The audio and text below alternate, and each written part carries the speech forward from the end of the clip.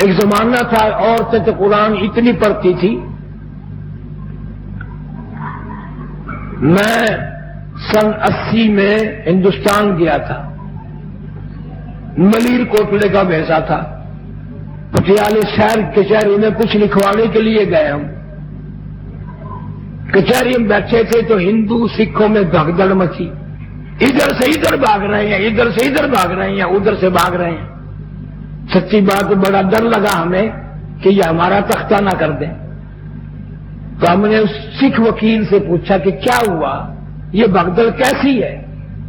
اس نے کہا ہماری برادری کی ایک لڑکی عورت مر گئی.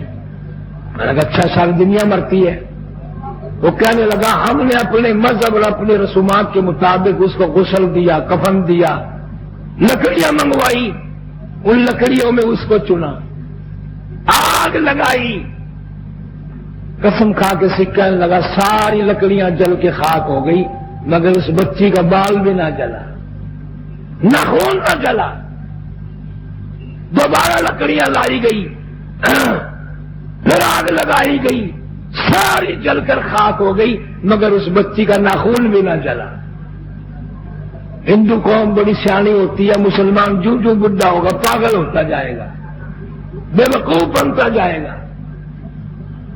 پنڈتوں نے، ہندوؤں نے میٹنگ کی کہ جس کمرے میں، جس مکان میں یہ رہتی تھی اس گھر میں ہاتھ دیواروں پہ پھیر کے دیکھو، کوئی آلہ، کوئی جالا، کوئی تاک لپا ہوا ہوگا. وہ دیکھ کے آج نہیں ملا.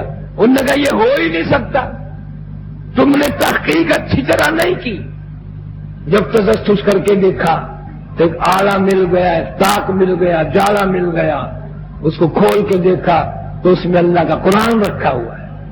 چھپ کر مسلمان بنی تھی، ظاہر تھا کیا کہ ماریں گے، اللہ کا قرآن رکھ دیا، حفاظت کر دی. کافر کا پلیت ہاتھ نہ لگے اللہ کے پاک کلام کو. اس نے قرآن کی عزت کی، اللہ نے اس کی عزت کی. تو میرے قرآن کو بچا رہی ہے، مجھے اپنی کبریائی کی قسم، میں تجھے بچاؤں گا. ساری لکڑیاں جل جائیں گی، تو نہ جلے گی. علاقے کے پنڈتوں نے، ہندوؤں نے جو ساری کوشش کر لی، 5-4 گھر وہاں مسلمانوں کے تھے، ان کو بلایا اور میت ان کے حوالے کر دی. غسل دو، کفن دو، جنازہ پڑھو. یہ آپ لوگوں کی، ہماری نہیں ہے. میں قسمیہ کہتا ہوں اس لڑکی کے جنازہ پڑھنے والوں میں بھی شامل تھا. ہم پھر جنازہ پڑھنے ہی چلے گئے. 5 آدمی تھے، ہم 5 جنازے میں شامل ہوئے. قرآن والے کو دنیا کی آگ نہیں جلاتی، جہنم کی آگ نہیں جلائے گی. ایمان ہو، یقین ہو کہ یہ اللہ کا قرآن ہے. آج لوگوں نے ڈھنگ بنایا ہوا ہے، مرنے کے بعد ملا اکٹھے کرتے ہیں، پرلا ارلا، یہ ملا وہ ملا. اور جو لڑکیاں عورتیں قرآن پڑھتی ہیں نا، مولوی کو بٹھا کے کہتی ہیں جو ہم نے قرآن کلمہ پڑھا وہ بھی تیرے ملک. ملا بڑا چلاک ہوتا ہے، وہ چپ کر کے اپنی ماں کو، باپ کو بخش کے بھاگ جاتا ہے. چوری کر گیا، تمہیں پتہ ہی نہ چلا.